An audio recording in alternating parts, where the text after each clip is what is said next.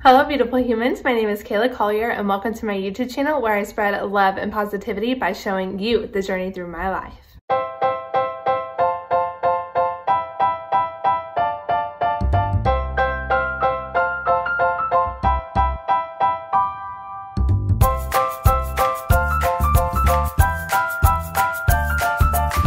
So I start off my breakfast with these frozen sausage patties. I like this brand the most because they don't have any added sugar in it, which is really hard to find.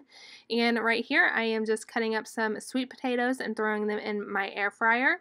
I put avocado oil and pepper and cinnamon and mix that together. I love using cinnamon because it decreases inflammation in the body. And since Romeo is spoiled, I am using the extra grease for my sausage to top off his food. Romeo! There you are. You hungry? Oh, let me fix that ear. There you go. Hi. Are you hungry? Yeah? And last but not least, I am just cutting up a green bell pepper so I can get some veggies in.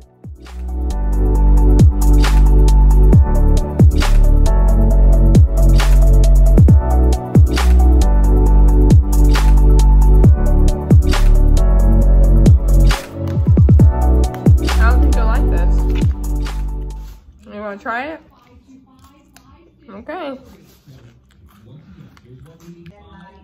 Romeo, you're not gonna eat that? Romeo!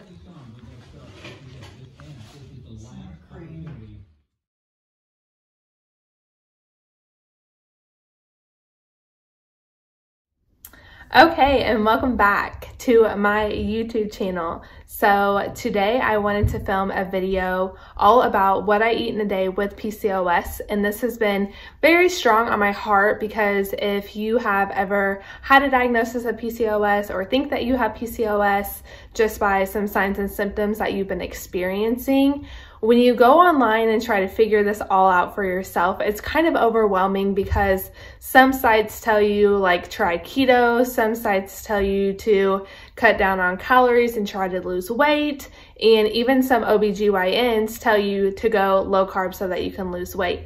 But as we know by now, PCOS is such a huge picture that we have to look at the whole body and figure out what's going on. And that is exactly why I started working with Vivian. She is a nutritionalist and I hired her because she has PCOS as well. So she knows what it's like to be in a state where you're very irritated because of the symptoms you are having and you just want relief from those. So we have been working hand in hand on trying to help my fatigue and my gut health. So my first ever call with her, she actually put me on no sugar, no dairy, and a no gluten diet. And this is because of my symptoms with my bloating and my gas. It felt like every single thing I ate made me swell up like a balloon and made me have the toots. So she wanted to eliminate some of these inflammatory foods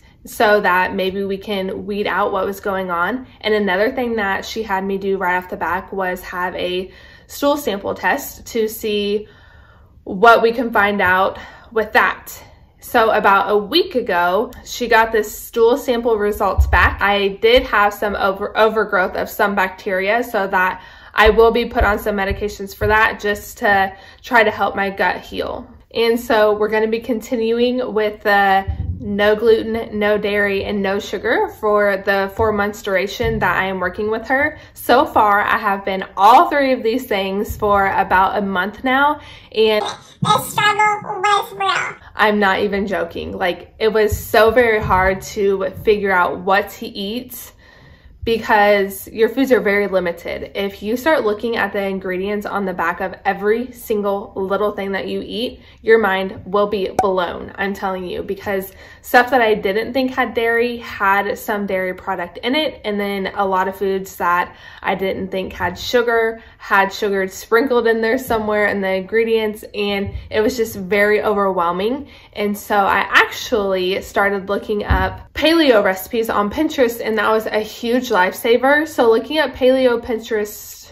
ideas was awesome. And then another thing that you can just kind of stick to is just whole foods. Eating whole foods is a good way to go because, you know, what is in a sweet potato that you get from the market? A sweet potato, like that's it. You know what I'm saying? But it was just kind of hard for me at the beginning because I felt like, you know, I didn't know what to do when I went out to eat. I was getting anxiety going out with friends because I'm like, oh, I don't know what I'm gonna eat. I don't really want to ask the waitress and be that girl who asks about, you know, any gluten-free items on the menu. But in my journey, I have found out that I'm not gonna stop living my life and stop going out to eat with family and friends just because I can't have these things. So actually, if you ask right when you sit down for a gluten-free, sugar-free, dairy-free menu, they actually have those options for you. So they will just bring out a separate menu that you can go down the list and see if the foods that you are wanting has that stuff in it. And then another thing that I've actually been utilizing is they have all the stuff online now. Welcome to 2019. So I actually plan out what I'm going to eat ahead of time so that I know when I get there what to ask for, what not to ask for. A lot of the stuff you can eat, but you just have to leave things off.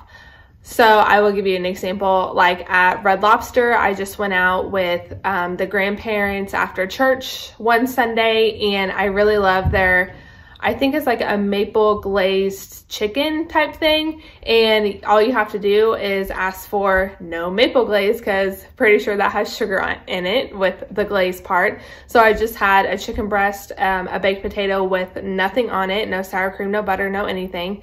Because again, you don't really know what's going into that stuff. And then I think I just had some steamed broccoli on the side. So there are options out there for you. And if you're on this walk in your life as well, I just wanted to let you know that yes, it can be hard, but it doesn't have to be. So I'm just giving you like little tips and tricks here. For the most part, I actually eat out at home because I know what's going into my food. I can buy those whole foods, and then I can actually spend time at the grocery store looking through the list of ingredients to make sure that they are things that I can eat. That is why I'm so determined to make this video for you guys.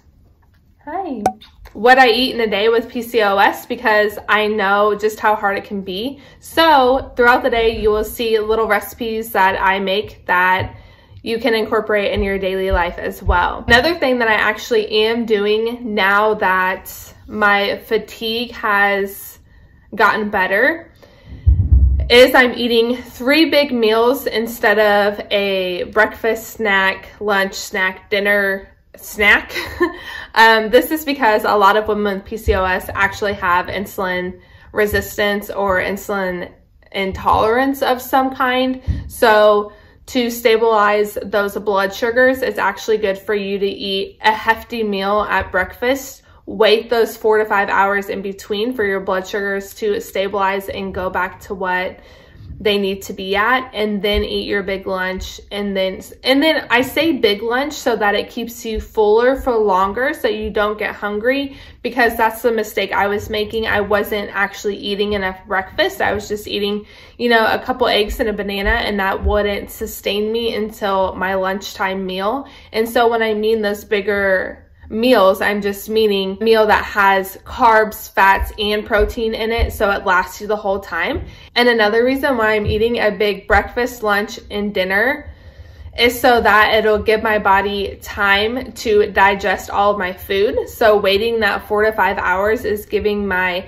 stomach time to break down those foods and push it through my gut. So that way, that'll be good for my gut health. But I thought today would be an awesome day to film what I eat in a day with PCOS, because today is my father-in-law's birthday, and he will be coming over along with my mother-in-law and the grandparents, of course, because they live here. I'm in grandma's basement. So the fam is getting together, and we're going to celebrate his birthday, give him a little gift, and eat the foods. And so the grandma has been baking cakes all day and getting food ready for tonight, and I'm not going to be able to have any of that.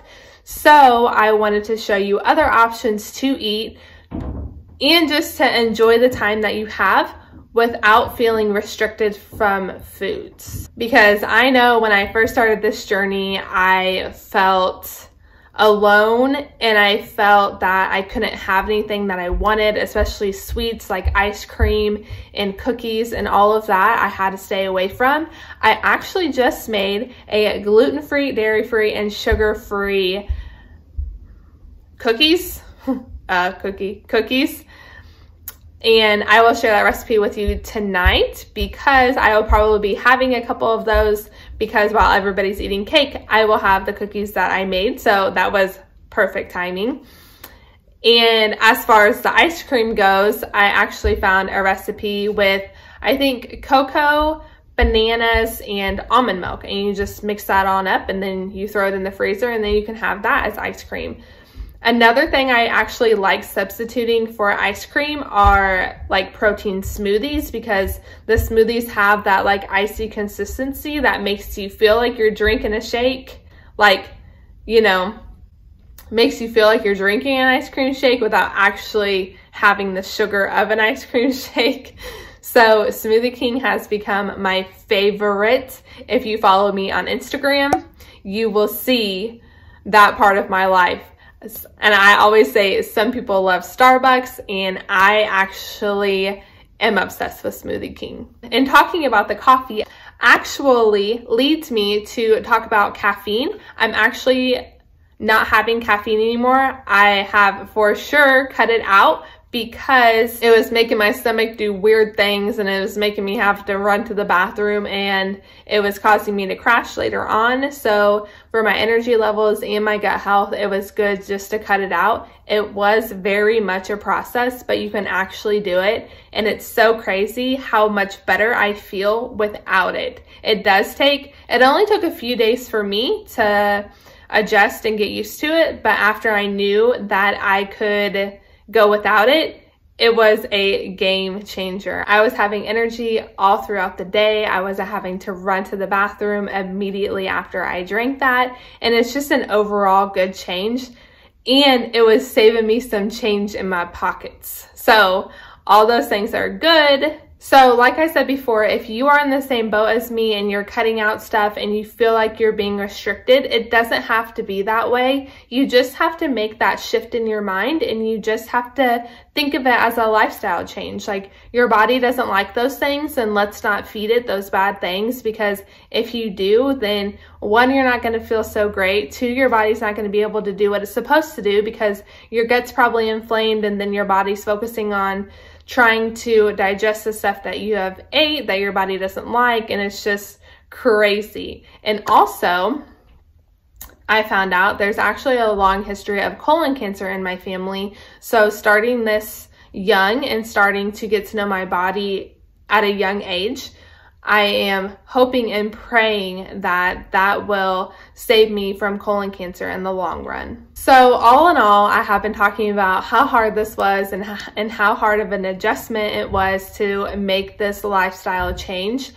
And I don't think it would have been all possible if it wasn't for God, because God is actually in this season in my life teaching me discipline. He is teaching me that even though I want those foods, I know that my body can't handle those foods right now, so that I need to be disciplined in order to achieve my goals. And He is showing me that, and He is carrying me through, because there are some days that I don't think I'm gonna make it. I wanna reach for the Oreo, I wanna reach for the biscuits, but I don't, because I know the end goal in mind, and I know that God is on my side cheering me on, and it's such a good feeling. So in this season in my life, I feel like God is teaching me discipline, and He is showing me what I can do if I set my mind to it. And it's just such a cool thing that I had to share with you guys. So for lunch, I'm just a simple gal. I just put some spring mix and some other greens into a glass bowl, and I am topping it with purple onion, some sunflower seeds, some green peppers, and some black olives, because those are so tasty on salads. And then I put my own homemade salad dressing on top of that, and it is scrumdiddlyocious. And since I was still kind of hungry, I had myself a banana with my favorite RX nut butter.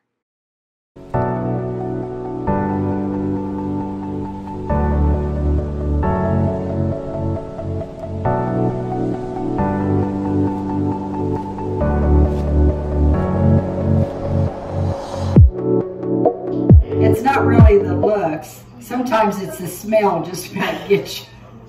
That's only the cauliflower rice. Skylar, she wants you to come over and taste test. No. This goes on the salmon. Oh my gosh. You guys are ridiculous.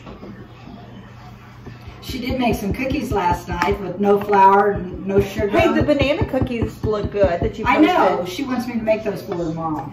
Those do look good. Like, yeah, I've got real bananas. 2 bananas, a cup of oatmeal. It's got to be your old-fashioned. yeah, but I don't get the chocolate chips. Is that? She's got a sugar-free chocolate chip she's got in there. Ooh, are they like blah? You want to try one of her cookies? Can she try one of your cookies? Yes, you can. What does that mean? That didn't sound... No, because she's already being judgmental, so she might not. Let me try one. You might go into it being like... Zach came right in and took one and made a comment immediately about him. And then he ate 3 more last night. Cookies last night. They're half gone. Zach did. She said, Zach. Let me taste one. Like, are they like candy corn? You don't really like them, but it's the only thing there, so you sit and eat them. No, they're pretty good. Grandma said they're good. Not bad. And Grandpa said those. Skylar, come here. No. Yeah. No, they're not bad, Skylar. There's cinnamon. Just eat it. You might want the whole thing. And peanut butter. It's gluten, sugarless, gluten, sugar, and what's the other one? I mean, they're not like a cookie. They're not like a cookie. But when you can't have any of the stuff she can't have. I'm gluten-free, dairy-free, and sugar-free right now. Couldn't have anything else.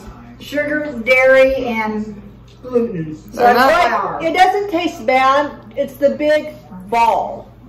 Like they need to like I know. flatten out. Well, when I cooked them, I they did it. started to flatten them out, and she told me, no, they weren't supposed to be flattened out. Well, I didn't know. It didn't say flatten the cookies. But- It said roll them in a ball. It's not a bad taste. If they're probably real satisfying to her. But She hadn't had any of that stuff for a month. the only thing about them is if they were flattened out, it seems like it would last longer. Whereas a big ball, you have to like bite into it and you get more than what you really need in a bite. Well, she could make them You know what I'm smaller. saying? Well, thanks for the comments. I should have... Get out of my... Oh my gosh. I didn't know I was in it. I forgot all about it.